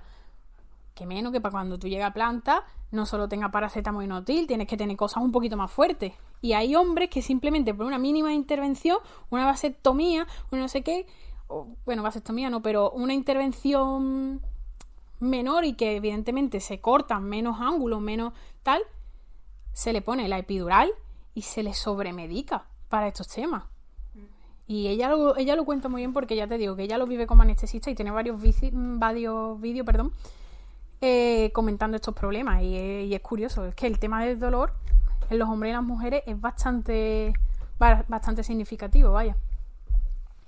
Y bueno, yo también lo he vivido, que tengo pacientes oncológicos y los hombres están sobremedicados hasta arriba, pero hasta arriba. Y ellas están bien, pero más enfocadas en fases finales. Cuando están al principio, se medica, porque evidentemente un dolor crónico, un dolor oncológico es grave. Pero es verdad que los hombres tienden a tener más cosas, más opciones y medicación más fuerte. Y es bastante curioso. Y también hay muchas mujeres que se les sobremedica por culpa de estas cosas y nos encontramos con intoxicaciones de medicamentos. Se le ha puesto la misma dosis que a un hombre, pero está hasta arriba y está colocada e intoxicada, porque nuestra tasa de filtración y de eliminación es muchísimo más lenta que los hombres. Entonces, es que hay que tener cuidado. Yo siempre digo que tanto los tratamientos y los diagnósticos tienen que ser lo más individualizado posible. Pero a día de hoy, el sistema sanitario que tenemos en España, la individualización es nula. Aunque los cuerpos sean muy parecidos, pero no hay dos organismos vivos igual. Claro. Es que estaría perfecto sentarte una hora con tu paciente y decir qué te pasa, qué no te pasa, qué tal, una analítica o no sé qué, pero no es así. En las consultas se ven a cada 5 minutos 2 pacientes, por tanto, es que es imposible. Por mucho que quiera. No ayuda. No tiene tiempo, no puedo. Yo tenía una pregunta también. Que antes en la diapositiva del sistema inmune, por ejemplo, y con respecto a lo que está diciendo ahora de cada paciente y un mundo y eso, por ejemplo, los problemas del sistema inmune cuando se hacen varias pruebas y no se diagnostica ningún problema inmune, pero aún así sigue teniendo síntomas. ¿Hay alguna diferencia en cuanto a la investigación de ese tipo de problemas entre hombre y mujer? No sé si me explico. Respecto a que no... ¿Al dolor crónico te refieres? Bueno, ¿O no? a síntomas, por ejemplo, pues ahora me salen, por ejemplo, cemas en los ojos, ahora tengo una llaga en la boca, ahora me duele aquí, ahora... Como que dolores así muy inespecífico. Pero por muchas pruebas que se le hagan no se le diagnostica. Por ejemplo, artritis, ni se le diagnostica lupus, ni nada de eso. Es que los síntomas inespecíficos, hasta que no te dan un diagnóstico, tú acabas yendo 20.000 veces a urgencia. Respecto a eso no hay cifra, pero más o menos por lo que hemos estado hablando, seguramente que a los hombres se les tratará mejor esos síntomas que a las mujeres. Es decir, si a mí me pasa, ¿qué te digo? Tengo dolor de cabeza, ahora se me hincha de repente la lengua, ahora me sale un brote aquí, pero luego desaparece. A los hombres seguramente le harán más caso, creo yo, en urgencia, Claro, frente a las mujeres. caso cercano de que como al final no le pudieron diagnosticar nada en concreto, le recetaron una pastilla para apagar totalmente el sistema inmune y ponía efecto secundario, muerte. En el prospecto, y claro, digo, pues no me la tomo, ¿sabes? Prefiero tener llaga y eczema a morir. Hombre, No puede con eso. y menos de... Claro, es que muchos efectos secundarios de muchos medicamentos puede Pues ser... claro, al no tener sistema inmune ya con nada que te dé. Claro, sí, una mínima infección se te puede complicar. Hombre, respecto al tratamiento de síntomas y demás, por lo que hemos estado viendo, normalmente los hombres suelen tratarlo más que las mujeres, en general. Entonces, aunque no se diagnostique nada, entiendo o pienso que quizás esté más seguido por parte de los médicos que respecto a las mujeres. O por lo menos no se lo van a achacar a la ansiedad, que es lo que suele pasar. O sea, porque ese mismo problema le pasa a una mujer, me pasa esto, me pasa esto, me pasa esto, te estudio, no hay nada, estás estupenda. Estrés, ansiedad. O sea, a una mujer como que se le da demasiado rápido ese diagnóstico frente a los hombres, que perfectamente puede ser, o puede que no. Pero si seguimos más o menos por la línea esa, puede que vaya por ahí. Yo tengo un caso de un familiar que se quedó sin un pelo en el cuerpo, iba al médico de cabecera, el médico de cabecera mandaba al psiquiatra, el psiquiatra le decía que se lo hacía a ella, que era muy nerviosa, ansiolíticos, antidepresivos. Después le salió una mariposita en el pómulo, bueno, pues al dermatólogo y se la quitaron, hasta que al final el lupus le pulió el riñón, y cuando le pulió el riñón le dijeron, no señora, es que usted tiene lupus. Exacto. Y eso fue lo que le quitó el pelo, pero decían que era ella y la trataban de loca. Es que el tema del lupus es bastante curioso, porque es que afecta a todo el cuerpo y de manera súper inespecífica, y a cada persona le afecta de una forma. Lo que pasa es que claro, que si es lo que tú dices, hasta que no llegas con una afectación grave, que dicen, hostia, ¿qué ha pasado aquí?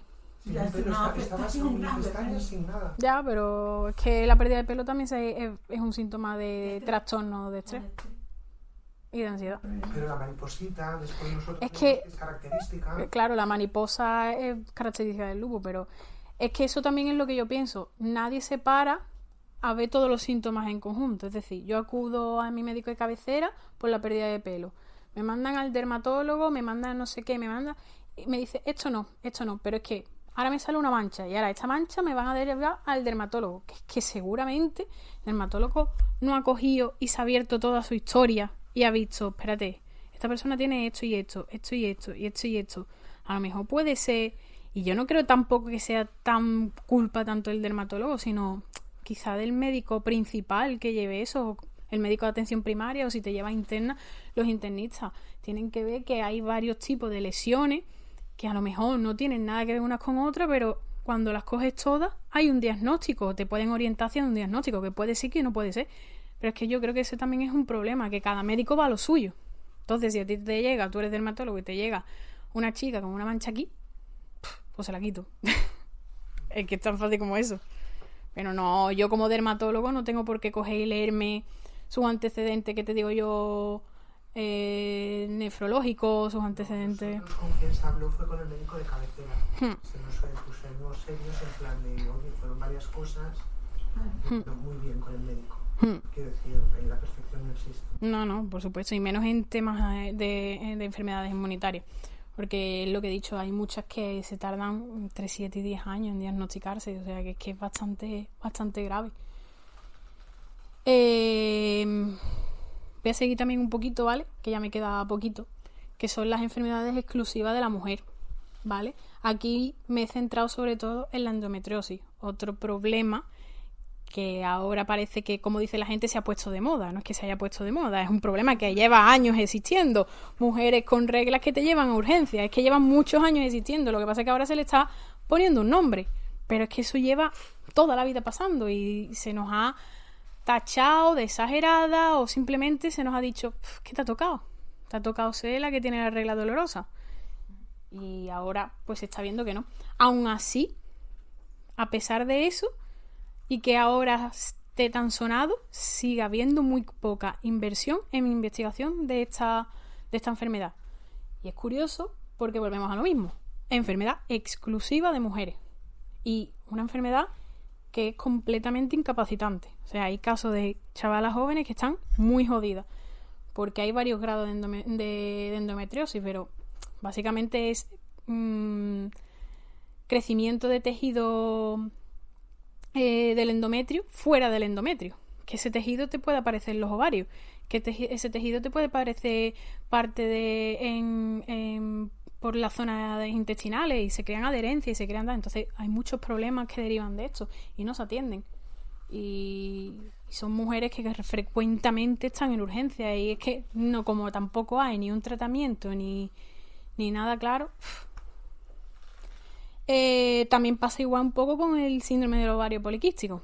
Yo creo que hasta que no te lo diagnostican, ¿cuántas mujeres van y simplemente tengo problemas metabólicos? Pues te trato de esos problemas metabólicos. Tengo problemas endocrinos, pues te voy a dar las anticonceptivas. Se tratan todos los problemas derivados, pero hasta que no cogen y dices, espérate, aumento de peso, crecimiento de vello, no sé qué, y te diagnostican, es que también tardan muchísimo. Y están también muy infradiagnosticadas las mujeres respecto a esta patología. Pero es lo que pasa. Todo lo que depende del sistema hormonal a día de hoy está muy poco estudiado. Y las enfermedades femeninas, o bueno, exclusivas de la mujer, evidentemente dependen 100% de las hormonas. Y mientras que no haya suficientes muestras de mujeres en los ensayos clínicos y que se coja y vamos a probar esto, vamos a investigar, no se puede avanzar en este tipo de investigación. Y bueno, el presupuesto y la financiación de esta, que tampoco a lo mejor les interesa. A las farmacéuticas les interesa desde luego tener a mujeres hasta arriba de pastillas, tanto para el dolor, para los dolores musculares, con una endometriosis, que encontrar una cura definitiva. Que pasa lo mismo con la diabetes. Es que la diabetes a las farmacéuticas les interesa tener personas enfermas que dependan de tiras para los glucómetros, de inyecciones, de insulina. Es que es muy caro y a ellos les viene muy bien y son ellos mismos los que van a financiar esas investigaciones. Por tanto, es un problema. Respecto a la menopausia, también suele pasar que a las mujeres, una vez que pasan de su edad fértil, se les deja de hacer caso. Parece que todos los problemas ginecológicos en una mujer fértil hay que hacerle más caso o hay que atenderlas más rápido que a una persona que ya no está en edad fértil. O sea, una chica que sangre fuera del periodo, del tirón, espérate, vamos a ver. Una mujer que sangre después de la menopausia, bueno, a ver, sobre todo si coincide justamente después de haber perdido el ciclo. Es como, bueno, puede ser todavía un sangrado, puede ser que no haya sido el último y como que se va retrasando ese diagnóstico, ¿vale? Y respecto a la menopausia, voy a hablar un poquito de las terapias hormonales, las terapias de sustitución hormonal, que es otra gran controversia respecto a ella. Y otro problema que se encuentra respecto al tratamiento de las hormonas. El problema que nos encontramos, que se empezó a comercializar, ¿vale? Sobre los años 40, y se empezó a tratar a todas las mujeres. Era como una pastilla milagrosa para las mujeres que acababa con los síntomas de la menopausia. Decían que era como ¿cómo decían? El problema, la fuente de la juventud, lo llamaban. Entonces se le dio hormonas a las mujeres para paliar esos síntomas como si no hubiera un mañana a todo el mundo. Tú que estás menopáusica, no te preocupes, toma, pastillas para todo el mundo. ¿Qué pasa? Que hay 2 fechas señaladas, que es a partir del 2000, de los años 60 y 70, ¿vale? En donde empieza a haber muchos casos de cáncer de mama y de endometrio. De endometrio. ¿Qué pasa? Que hasta ese momento solo se daban hormonas con estrógeno, ¿vale? Entonces dijeron, hay muchas cifras, muchas personas con cáncer, bueno, pues vamos a meterle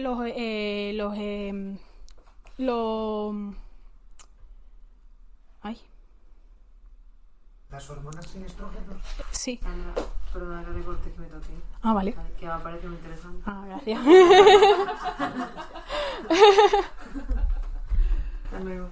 Adiós, papá.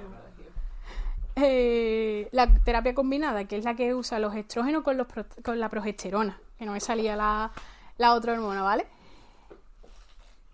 Entonces, en este momento también se empieza a ver que a pesar de que se le hubiera metido la progesterona, sigue habiendo cifras de cáncer, igual cáncer de mama, y además se le une el aumento de trombos, el aumento de ictus y el aumento de enfermedades cardiovasculares. ¿Qué pasa? Que cae de repente toda su venta. El problema de estas pastillas es que también se encontró que tenía otros efectos que no eran tan malos, sobre todo aquellos relacionados con la prevención de la osteoporosis y de la reducción de fracturas, sobre todo de cadera en mujeres. Además, también se vio que disminuía la cifra de cáncer colorectal. Por tanto, hay ahí un poco de controversia si realmente son buenas o no son buenas. Y volvemos a lo mismo, hay que individualizar el tratamiento, ¿vale? El problema es que llegó un momento que se vendió a todo el mundo como si eso fuera una fórmula mágica y daba lo mismo tú que tuvieras o que no tuvieras, el mismo tratamiento para todas. Y ahora hay que ver un poco el riesgo que hay entre problema y beneficio que vaya a causar a largo plazo en la mujer, ¿vale? Entonces, respecto a la terapia hormonal, no os voy a decir es bueno o no es bueno. Es un poco dependiendo de cada caso de cada mujer y de lo grave o lo grave que sean los síntomas y si serán necesarias. El problema es que estas terapias antes se daban a todas las mujeres y ahora yo creo que ahí hasta no se suele dar tanto, ¿eh? No suele estar tan usado. Y luego también he querido un poco meter el tema del sesgo que sufren las personas trans respecto a la atención sanitaria. Ya no solo, sino por ser mujer trans, ya no solo van a estar discriminadas por el hecho de ser mujer y trans, sino también se nos van a olvidar que los hombres trans, si no hacen una transición completa, también sigue siendo anatómicamente, hay que seguir atendiéndolo con patologías que pueden afectar a las mujeres, ¿vale?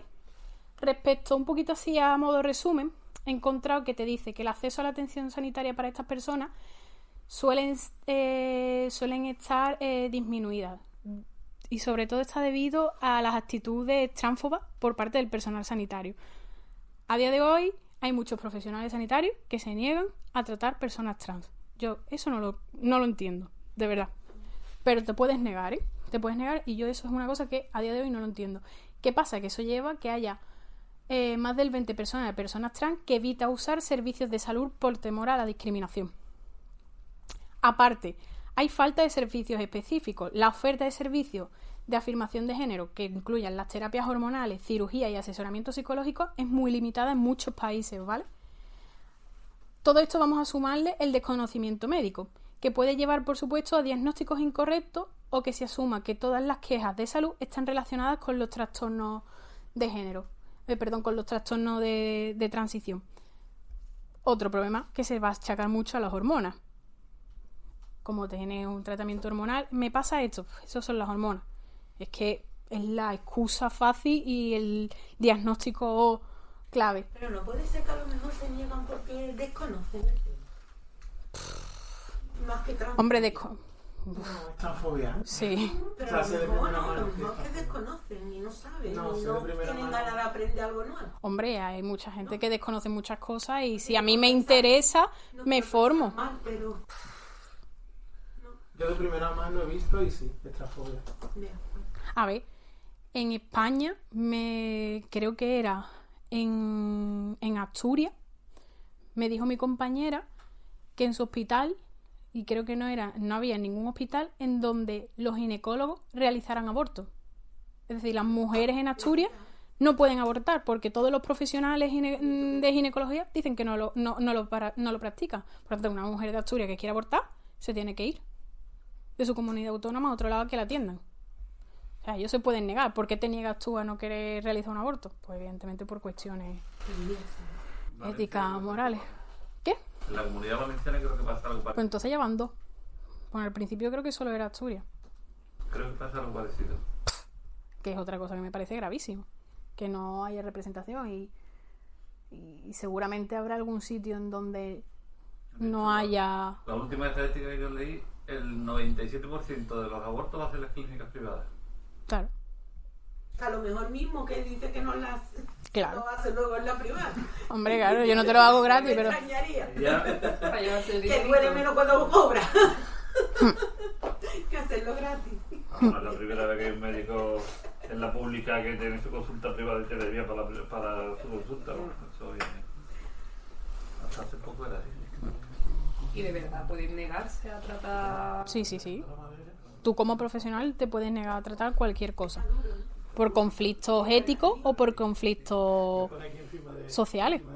Es decir, yo he tenido un problema con este paciente y yo no quiero tratarlo. Tú estás en tu derecho como profesional. Pero no se supone que los profesionales sanitarios tienen que tratar a todas las personas, independientemente de, por ejemplo, si son prisioneros, si son delincuentes o... No, tú puedes negarte. Hombre, es que el tema de prisioneros y demás, entiendo que depende por el riesgo que supone. ¿Sabes? Yo puedo negarme, como por ejemplo a trabajar en las unidades de hospitalización aguda de salud mental. Yo puedo negarme a trabajar, pero no...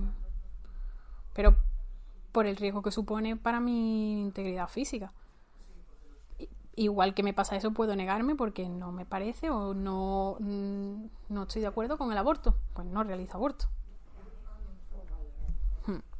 Y si un profesional es tránfobo, pues evidentemente no va a recetar hormonas ni va a formar parte de todas las transiciones. Vamos, que de hecho no querrá saber nada. Vamos, la línea de pensamiento ética que usan es el hecho de que consideran que el ayudar a una persona trans a transicionar es deformar y mutilar su cuerpo, por lo que técnicamente estarían haciendo una malformación hacia una persona y eso no es ético a nivel médico para ellos. Es la justificación que usan. Pero si es ético operarte el pecho o cambiarte la nariz. Claro. Ya, Es que- pero Es que esa son las excusa- piruetas la- mentales. La gran diferencia de lo que acabas de decir es que ganan más pasta. Es una operación estética igual. Es la operación estética igual. Lo que pasa que... Ganan más pasta porque es privado. El No, por la 99%. Bueno, Pero es lo mismo. Estamos hablando de la misma cosa. En Pero el es privado privado. también se niegan. Pero es privado. De hecho, muchas veces a nivel privado suele ser incluso mucho más peligroso porque lo que has dicho del acceso a la atención sanitaria, de que muchas veces no tienen opciones, lo que termina haciendo la gente trans es buscar profesionales y terapias y tal privadas y claro, muchas veces son ilegales esas, tanto las terapias como directamente las hormonas que toman porque lo Exacto. buscan de forma ilegal. Claro. Y precisamente el hecho de que sean ilegales ha ocurrido, vamos, esto es algo que ocurre bastante, el hecho de que grupos transfobos se hacen pasar por profesionales y venden Sí. hormonas que dicen en plan, no, sí, son estrógenos y son testosterona y causan cosas, vamos, tú te puedes imaginar lo que sale de ahí.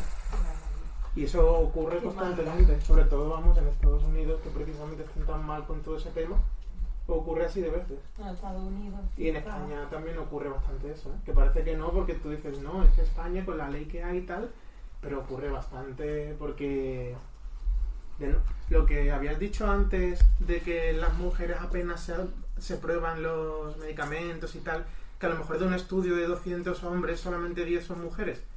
Las Pues, personas trans es cero. Tampoco están representadas. Por eso es que ya no es simplemente que hablemos de 10, es que hablamos de 0. O sea, yo las pastillas que tomo, de los bloqueadores que tengo dos tipos de bloqueadores. Uno son pastillas para la tensión, que como efecto secundario hacen de bloqueadores que se recomiendan usar a corto plazo para evitar esos efectos secundarios, pero de nuevo son los efectos secundarios, no es el efecto principal porque no están pensadas para personas trans, porque en ningún momento se ha testado con personas trans ni se ha pensado para eso. Y los otros bloqueadores que tomo son unos bloqueadores que antes de que yo los empezara, hacía unos meses antes había habido una polémica súper fuerte porque lo que normalmente recetaban eran 2 pastillas de eso, que es el Androcur. No sé si habrás escuchado. Pues el Androcur, hubo una polémica súper gorda porque recetaban 2, incluso 3 pastillas, llegué a ver, y eso empezaron a salir casos de personas trans con tumores en la cabeza y eran por las 3 pastillas de Androcur que iban tomando diariamente. Es que ese es uno de los puntos respecto al tratamiento. Sí, solo que Pero no 3. No, claro, no ni uno. Vale, o sea, vale, me vale. tomo un cuarto de pastilla cada 2 días. Que ese es uno de los problemas que se enfrentan Que tampoco es que el tratamiento. experimental con eso. Claro, es que no hay resultado ni investigación sobre esos efectos a largo plazo. Pero porque tampoco han cogido y han dicho, vamos a coger una En muestra. ninguna parte del mundo lo han hecho. No. No, No hay nadie, ningún país que diga vamos a hacer esto. Los franceses con lo que les gusta. No, tampoco. no. Se usan Pero en Francia no hay ni ley. las únicas investigaciones son investigaciones de campo, porque directamente lo estamos probando Sí, hay ley trans, ¿no? nosotras. Pues eso tiene que ser que los trans, las personas trans, lleguen a ser investigadores, investiguen ellas mismas. Sí, bueno, para 4 generaciones más adelante. No, más o 4 menos. generaciones. Claro. 4 generaciones, no, ya hay muchísimos chicos No, y chicas trans que en son... Francia podemos ser acompañados, ¿sí? Sí, Sí, desde niño, desde pequeño. por si quieres cambiar de género. Sí, sí, es muy siguiendo, hay un protocolo, Seguimiento. hay un protocolo que seguir, pero es una cosa muy seriosa. Muy bien. ¿Y la ley de menopausia? En Francia. ¿Y ley de menopausia tenéis? Sí, también. ¿También? Sí, ¿Has visto? Claro, sí, ¿cómo se dice? En español. ¿Androcentrismo? No, ¿Androcentrismo? sí, es un tema muy, muy de actualidad en Francia y menopausia también. Y para mí estoy un poquito harta. ¿Por qué hablamos de eso cada día? Estoy harta, estoy bromeando porque me parece bien. Son temas donde hablamos. Es que A mí me parece importante que se hable de la menopausia. en España no hay ley de menopausia. Sí, No en hay. Francia sí. Ahora hay una propuesta del partido de Adelante Andalucía, que estuvimos nosotros el otro día precisamente, porque la diputada por Adelante Andalucía en el Parlamento andaluz ha preparado una ley de menopausia que la quieren presentar, que por lo visto las peperas, las del PP mujeres, la aceptan y lo quieren aceptar, pero ahora lo tienen que pasar al Congreso, o sea, al Senado, para que lo aprueben la ley. Entonces, y sería la primera en España, pero ya sea, porque claro, hace falta un acompañamiento, Sí, como en Francia Inglaterra hay. y en Francia hay un acompañamiento porque las mujeres sufrimos, claro. Y también podemos quedar en casa si tenemos problema y no Claro. tenemos que trabajar. Tú fíjate, y aquí se ignora lo contrario. Lo contrario. Tú vas a trabajar, te entra el calor y todo el mundo, ¡oh, ya tienes los vapores de vieja! Échate para allá. Y se meten contigo, te hacen sentir vieja, te hacen sentir mal, con lo cual tú qué haces, pues, ocultar, ¿sabes? Los calores, ocultar todos los síntomas. Porque, claro, aquí es como todo lo contrario. Y acabas tratando la menopausia como si fuera una enfermedad o un problema del que avergonzarte, cuando es simplemente un proceso más que sufre la mujer a lo largo de su Aquí vida. Te tratan como, esta está menopáusica. Claro. La típica bromita que está menopáusica. En lo que hablamos Yo lo de vivido en mi trabajo, no conmigo, pero con mis compañeras. en lo que hablábamos de los temas tabú. Que la menopausia es otro Pero tema. es que encima, después, como te hincha, porque la menopausia da por hincharte, uy, que parece que está preñada. Eso lo he vivido yo con una compañera mía, que la pobre.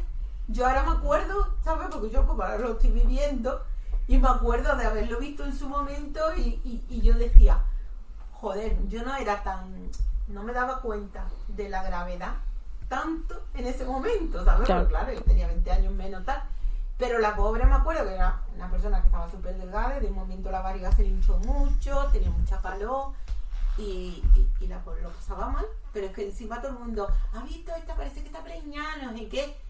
Y es que de verdad, es horroroso. Y encima eso, ¿sabes? Trabajando, porque además tienes que trabajar. Después tienes el problema de que si eres hipertensa como yo, por ejemplo, es que ya pierdes la protección del corazón, con lo cual tendrías que tener un control cardiólogo mucho mayor que en otro momento, controlarte las pastillas, y aquí es que es horroroso, vamos. Así que bueno, a ver si avanzamos por ahí. Por lo menos ya se habla, que antes ni se hablaba. Yo creo que eso es un tema bastante importante y por lo que hay que luchar. Todo esto es por falta de representación de mujeres, incluso de minorías, porque bueno, esto que estoy hablando pasa, por ejemplo, pasa igual en otras razas, es decir, a las personas negras o las personas asiáticas también responden de forma distinta a tratamiento y las enfermedades cursan de manera distinta. Entonces, si tú todo lo pruebas en un hombre blanco, ¿tú cómo sabes las variaciones genéticas? ¿Cómo se va a comportar ese tratamiento o esa enfermedad en una persona de África? Es que no lo saben, ni una persona de Asia. Bueno, y lo que, no sé si te lo comenté yo, en la reunión esta que presentaron lo de la ley, que estaba esta mujer, la Maribel, había una chica allí con ella, que resulta, bueno, pues esta tenía 40 o 30 y tantos años, resulta que había tenido un cáncer de mama, le habían cortado el pecho y nadie, ningún médico ni nadie le dijo que iba a tener una menopausia precoz. O sea, ella es que ni le avisaron de eso. Entonces, claro, eso te trae muchos problemas y más con 30 años. Entonces ella dice, es que el médico, es que ni siquiera me lo dijeron, ¿no?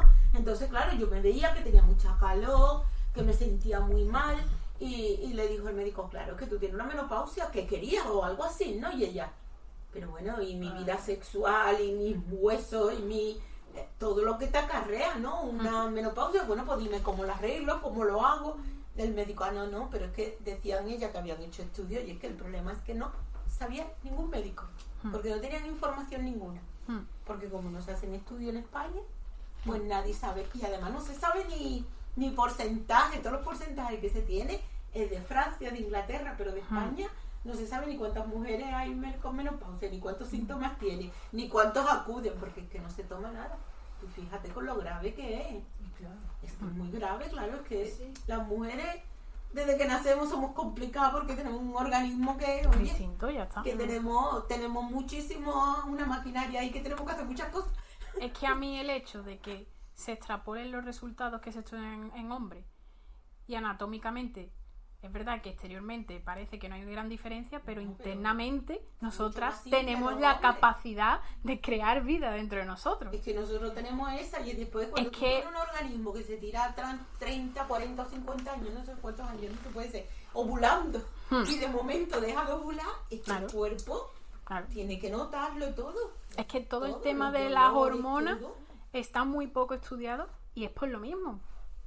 No les interesa y no hay representación, no quieren hacer investigaciones, yo pienso que no hay, es lo que hemos visto antes, no hay mujeres que en el ámbito, en puestos superiores de decisiones que se tomen a nivel de salud, no hay las suficientemente mujeres. Si hay 50 mujeres frente a 10 hombres, la cosa cambia muchísimo.